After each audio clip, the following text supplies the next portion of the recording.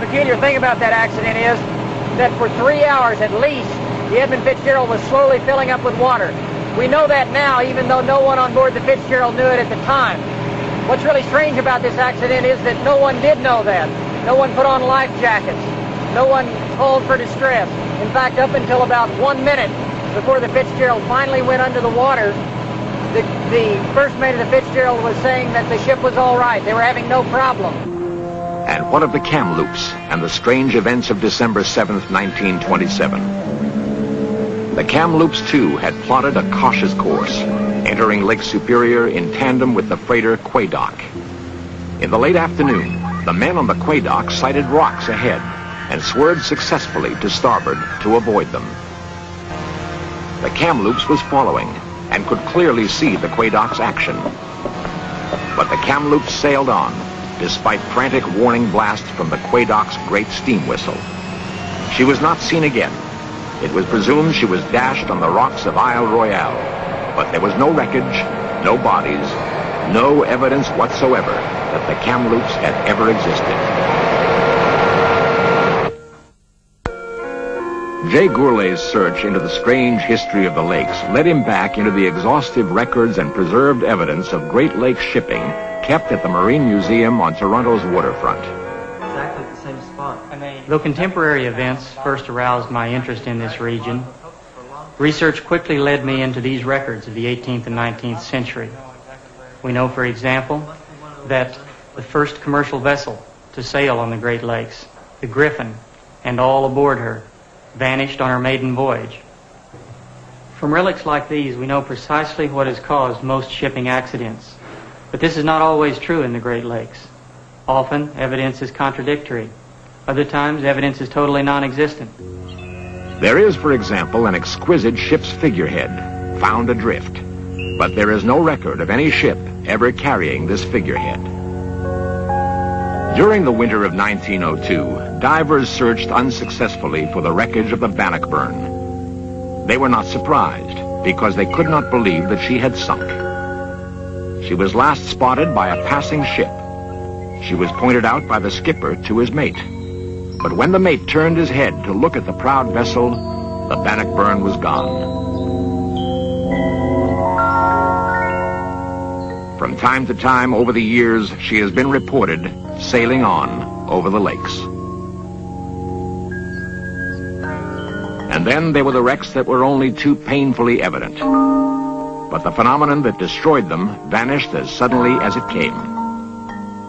The Layfield, the James E. Davidson, the Hebrew, the Sachem, all proceeding through relatively calm waters when a single gigantic wave struck them down. A mountain of boiling water rising for one tumultuous moment. Meteorologists call them a Seiche wave, but cannot explain them. They were first recorded in the Great Lakes in 1872. They are not caused by wind. The bizarre events of the lakes go back beyond the first records of the white man. The so-called Seiche wave is part of the legend of the Chippewa Indians of Lake Superior.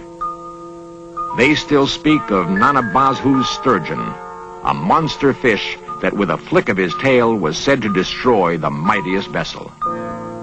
Indian legend is connected to another extraordinary case history. The ship was called the Wabuno, an Algonquin name for black magician.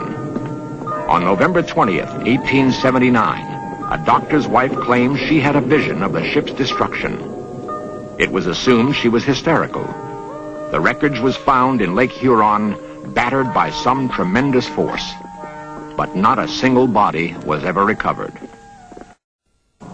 But the growing legend of the lakes is not only based on misty tales of superstition. It is also based on cases that are all the more chilling because they are fully documented. United Airlines Flight 389, a Boeing 727 similar to this one, a flight from New York to Chicago, August 16, 1965. The facts are solid.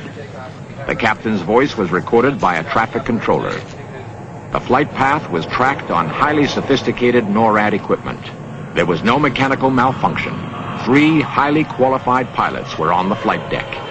They could see Chicago in the distance. The aircraft descended perfectly normally to 6,000 feet. It was then instructed to level out according to regular procedure. But the aircraft did not level out. It continued to descend for 3 minutes until it flew right into Lake Michigan. There was no attempt to arrest the descent. It was a clear day just like this.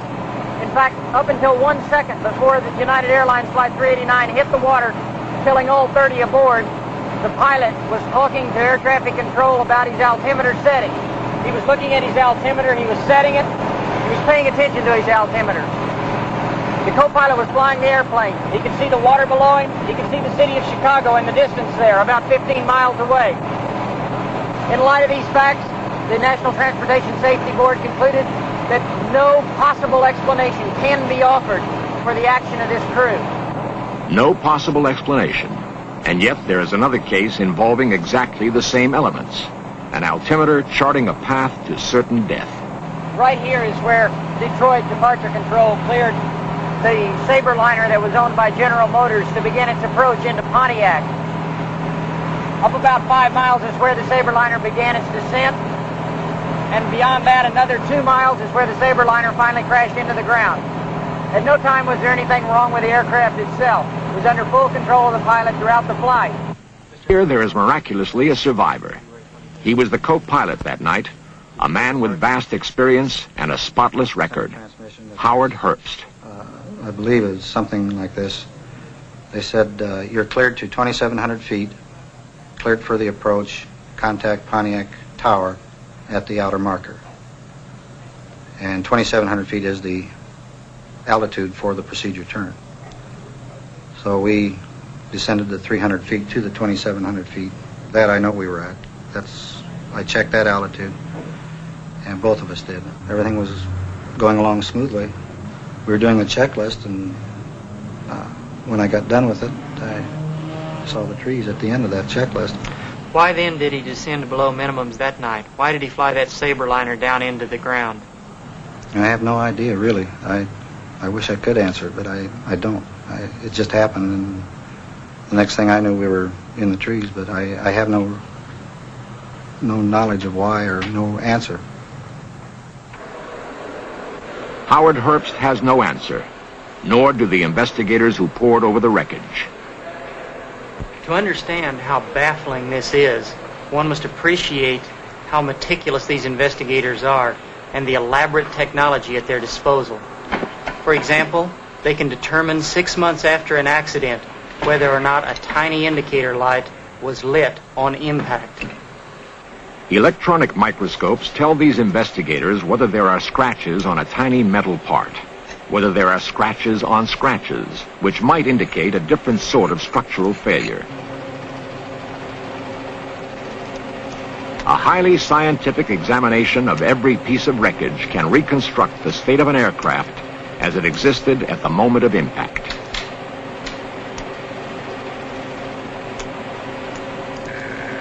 When the investigators finally conclude that the cause of a crash is undetermined, it can be assumed that the mystery is very real indeed.